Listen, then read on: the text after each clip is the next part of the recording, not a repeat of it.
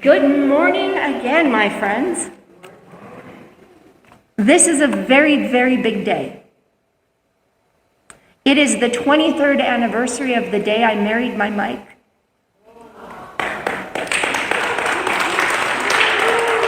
My favorite person in the whole wide world, my forever partner in this thing called life. There is not a day that goes by where I don't feel adored by you. And there will never come a day when I stop adoring you. Oh gosh.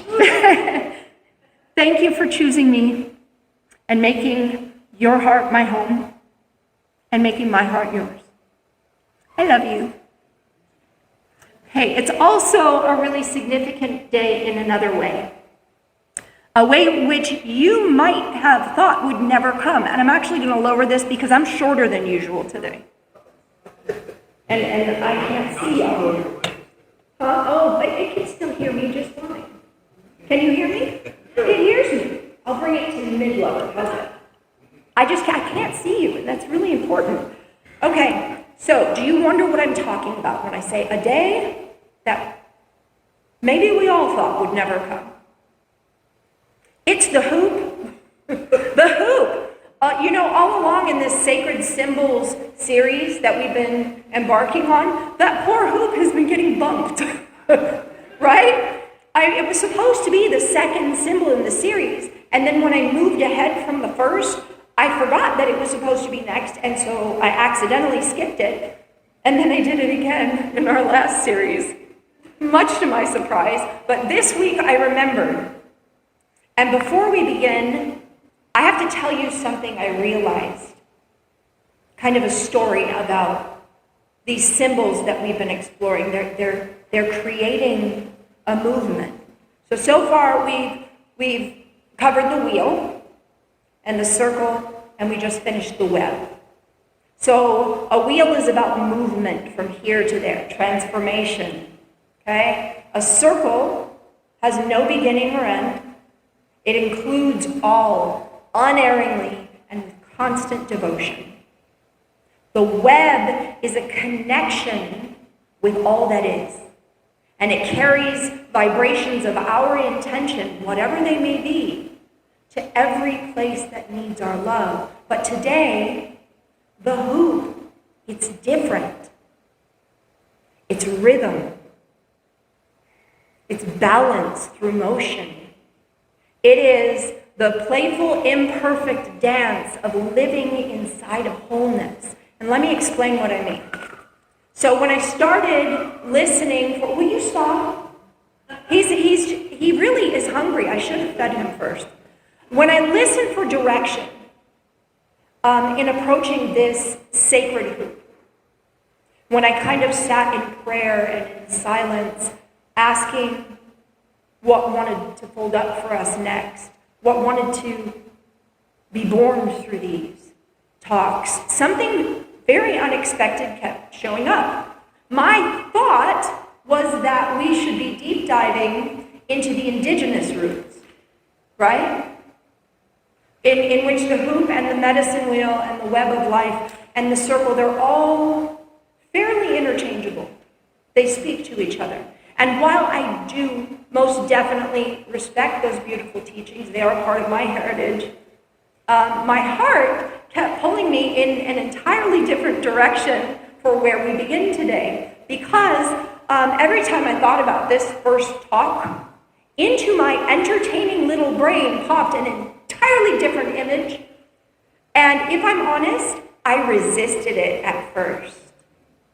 Because surely, Spirit would want to bring something ancient and reverent and profound, right?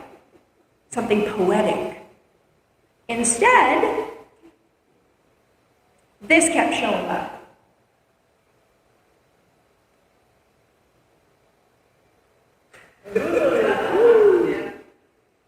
Yeah? Typical me. So apparently, Spirit has a sense of humor. And just so that you relax, the bare feet are not because I'm going to hula up here today.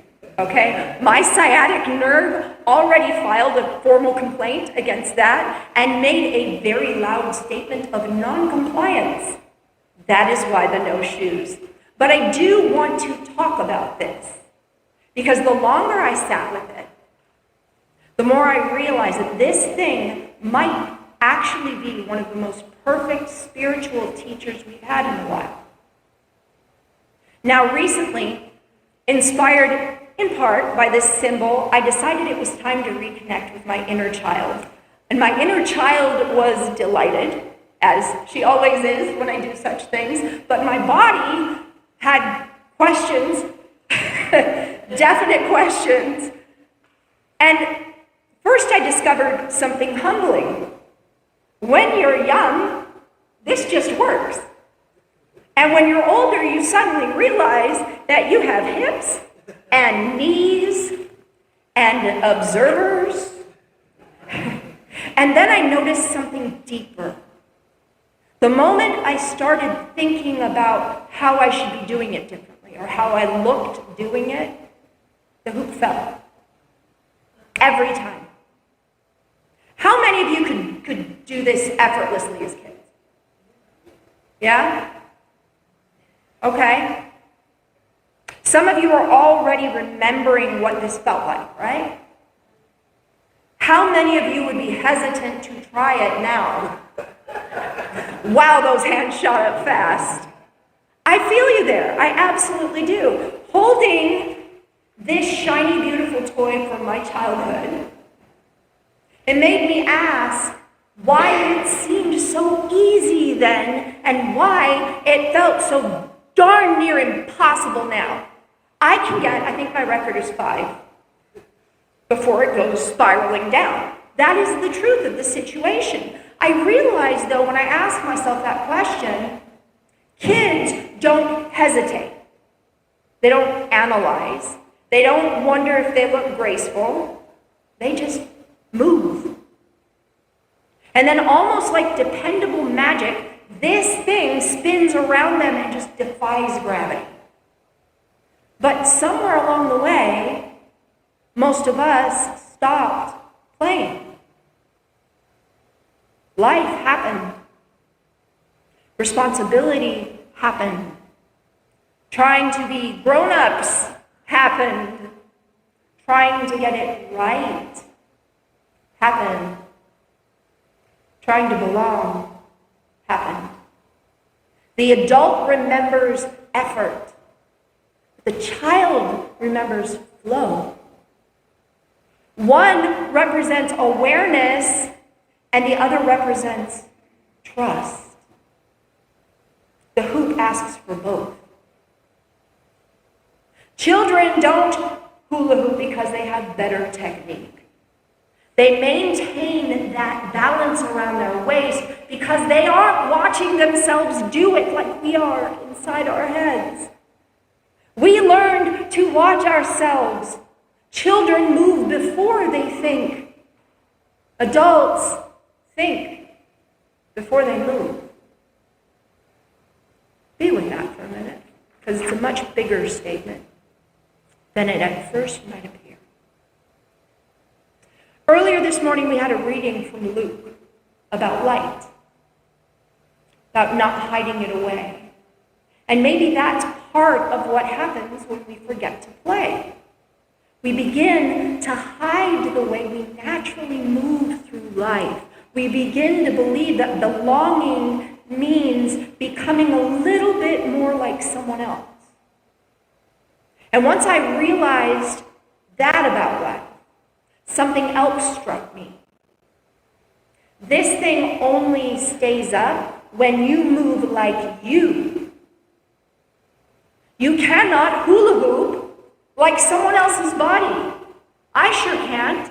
Someone else's rhythm will not hold your hoop. What came to mind for me when I read that passage from Luke was the image of a lamp. A lamp who thought the sun was perfect. And so it tried everything it could to be like the sun, imitating it in every way it could think of, never realizing that the people in the world really, really needed it to be a lamp. They needed it to light the darkness while the sun slept. I imagine that's how many of us move through life, too. Trying to be something that we see as wonderful while the world is just longing for the person that we truly are. We're trying to fit into someone else's shape, trying to imitate the person that we admire, who is likely imitating someone else, who is likely imitating someone else, and then we end up with a world full of reasonable facsimiles, wondering why we feel uncomfortable inside our own lives. Maybe the problem isn't that we don't belong. Maybe the problem is that the U-shaped space in this world is being occupied by someone you were never meant to be. Before I go any further, I want you to hear something very clearly, and this is important. You were never missing anything. You were never unfinished, and you have always been beautiful exactly as you are. And if you learned to hide parts of yourself in order to belong, you were only trying to survive. You were trying your best. Be kind to yourself. But maybe, just maybe, belonging was never about fitting in. Maybe it was always about finally fitting yourself. Maybe it was always about stepping through and allowing yourself to be fully and completely you. Earlier we heard that everything begins through belief. And I wonder if sometimes we take too much responsibility for trying to manage everything in our life. If we grip life too tightly, if we forget that rhythm and balance comes from trusting that it will all work out. Because the harder you try to control this or this, the faster it all falls to the floor. You don't keep it going through force. You keep it going through rhythm, through allowing movement, through trusting that that hoop will rise if you just relax and dance. And perhaps also through listening for a divine voice offering you a higher calling. I keep bringing elements of play into what I teach here. You all know that. You're used to me. But have you ever wondered why? I think play matters so much spiritually. I have found it to be one of the most instantly effective and consistent ways to immediately bring all of our focus into the moment, into now, which is the only time we can really move toward remembering who we are as children in God. Play brings us into the present moment. Play stops the constant evaluation. Play lets us just be again. Children don't ask permission to be joyful. They simply are. And perhaps growing spiritually isn't about becoming more serious or ohms or full lotuses, partial lotuses, getting up off the floor even. Maybe it's about remembering how to return to joy with open eyes and open arms. There's something else that I noticed when I tried to do this again. Even when the hoop fell, it didn't stop being a hoop.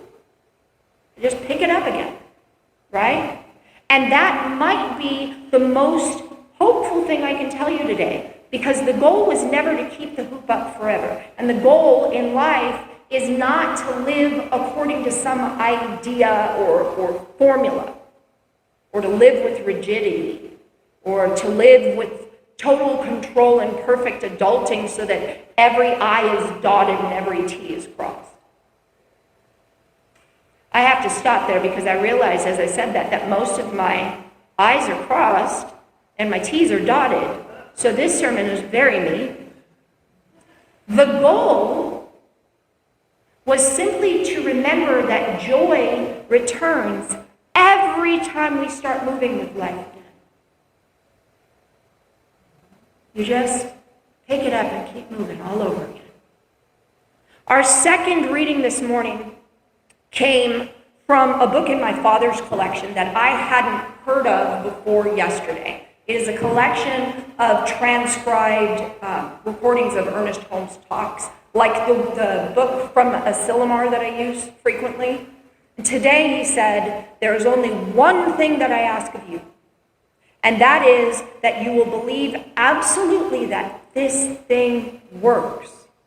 If you do not believe that it works, it will not work, because everything is belief. If you can learn to live today and get a lot out of life and have as much fun as I have had today and be as prosperous as we all ought to be and be well, you should not worry what is going to happen tomorrow. You take absolutely too much responsibility upon yourself. It amounts to fear, which is a natural consequence of the belief in limitation. And our last inspirational reading this morning was a poem, Believe. That's all which has ever been asked for you. And your belief made it so. Have you forgotten what you believe? How wonderful! I'd love to greet you now. I actually wrote that poem myself. On a plane, flying to Florida last July. But when I opened that book randomly, that book that I used for the second reading, I knew I was meant to share it with you for this talk. Jesus said over and over again, in many different ways, it will be as you believe. Ernest Holmes said, there is only one thing I ask of you, believe, because everything is belief. I said, believe. That's all which has ever been asked of you. That isn't coincidence. There's no such thing. It wasn't planned, because if you know me, you know I don't do that. That is synchronicity across centuries and decades. That same message aching to be understood, to be embodied throughout all of time. Maybe this life has never been about becoming someone better, something different. Maybe it's to remember how joy feels as you, in your own body, to stop hiding the light, to stop moving like someone else, to rediscover your rhythm,